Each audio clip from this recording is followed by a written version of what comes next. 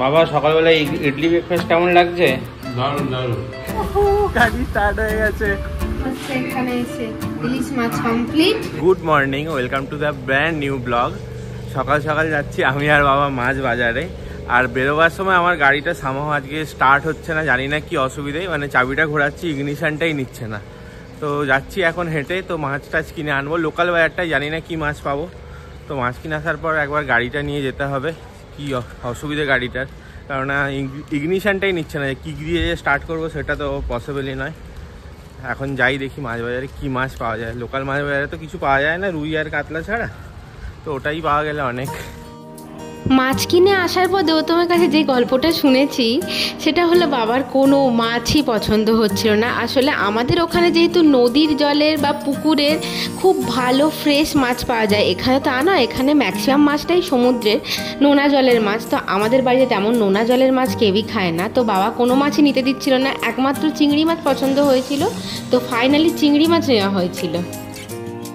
মাছ তো ভালো কিছুই পেলাম না, জাস্ট চিংড়ি মাছ পেয়েছি, খুব সুন্দর চিংড়ি মাছটা এনেছি, মানে ভালো দামেও পেয়েছি।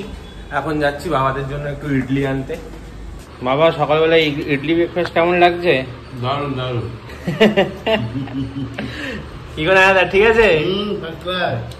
তুমি তো খাও না এইসব? কেন খাই না? খাও। সবাই ব্রেকফাস্ট কমপ্লিট, এখন যাচ্ছি দুধ আনতে, চা করবে বলে। আমরা তো কেউ চা খাই না, ওই জন্য পাপিয়া ভুলে গেছিল চা করতে হবে বলে, তো হঠাৎ মনে পড়েছে, ওই জন্য দুধ আনতে যাচ্ছি এখন। গাড়ির এখানে ইনস্ট্রুমেন্ট ক্লাস্টারে কোনো আলো জ্বলছে না, কিছু না। আমার মনে হচ্ছে ব্যাটারি ড্রেন হয়ে গেছে, মনে হচ্ছে ওটাই হয়েছে। কিক মেরে দেখি, যদি স্টার্ট হয় ভালো, না হলে একে নিয়ে যেতে হবে শোরুমে। নো অপশান, কোনো আলোও জ্বলছে না, কিচ্ছু না। গাড়ি স্টার্ট হয়ে গেছে, প্রচুর গাড়িটাকে গোল গোল করে এখানে ঘুরালাম কিছুক্ষণ দিতে, আর 3-4টে কিক মারতে গাড়িটা স্টার্ট হয়ে গেছে। তো গাড়িটা কিছুক্ষণ স্টার্ট থাকুক, তারপরে বন্ধ করবো। এই যে সব চলে এসছে, এখানে ডিসপ্লে চলে এসছে, সামনে লাইটও জ্বলছে এখন। এই যে সামহাও বেঁচে গেছি, না হলে খুব হ্যাপায় এখানে, কেননা এখানে লোকাল দোকান তো মিস্ত্রিরা কথা বোঝে না এক তো, আর শোরুম অব্দি ঠেলে ঠেলে নিয়ে যেতে হতো, আর বাড়িতে লোকজন এসছে খুব ঝামেলা হয়ে যেত না হলে। এখন বাজছে 10:30, পাপিয়ার রান্না বান্না প্রায় কমপ্লিটের পথে।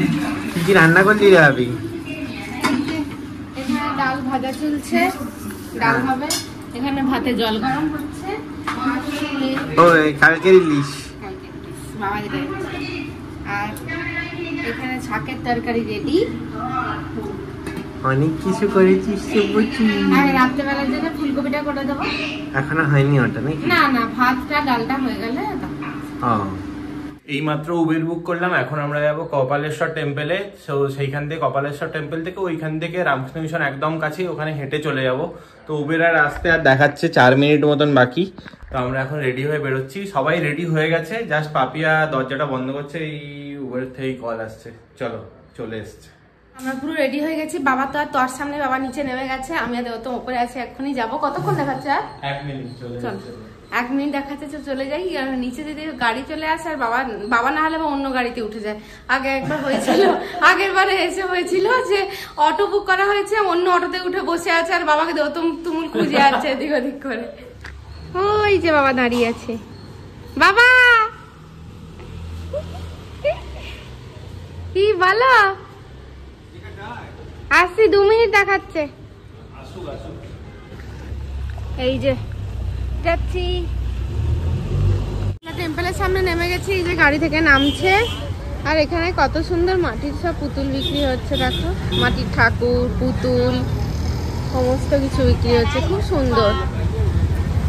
মন্দিরের গা লাগোয়া জুতো রাখার স্ট্যান্ডে আমরা জুতো রাখতে গেছিলাম। আসলে বাবা আসার পর সব ছোট্ট খাট্ট জিনিসগুলো আমি ক্যাপচার করে রাখার চেষ্টা করি, যাতে অনেক দিন পরেও ভিডিওগুলো যখন দেখব আমার চোখের সামনে যেন ব্যাপারগুলো ভাসতে থাকে, যে হ্যাঁ বাবা আমার বাড়ি এসেছিল।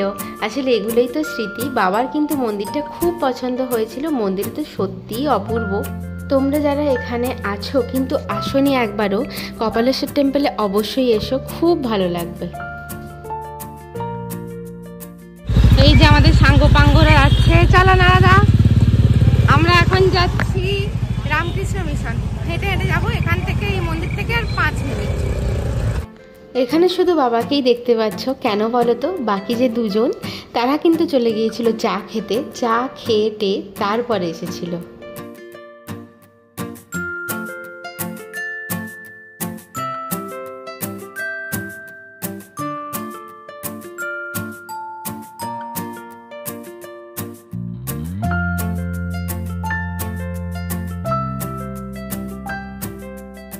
কি বাবা তুমি কি খুঁজছো?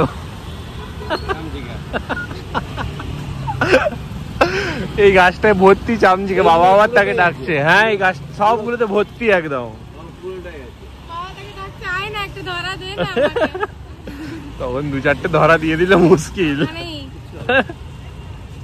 ক্ষমতা নেই, ওই ক্ষমতাতেই তো ভয় লেগে যাচ্ছে।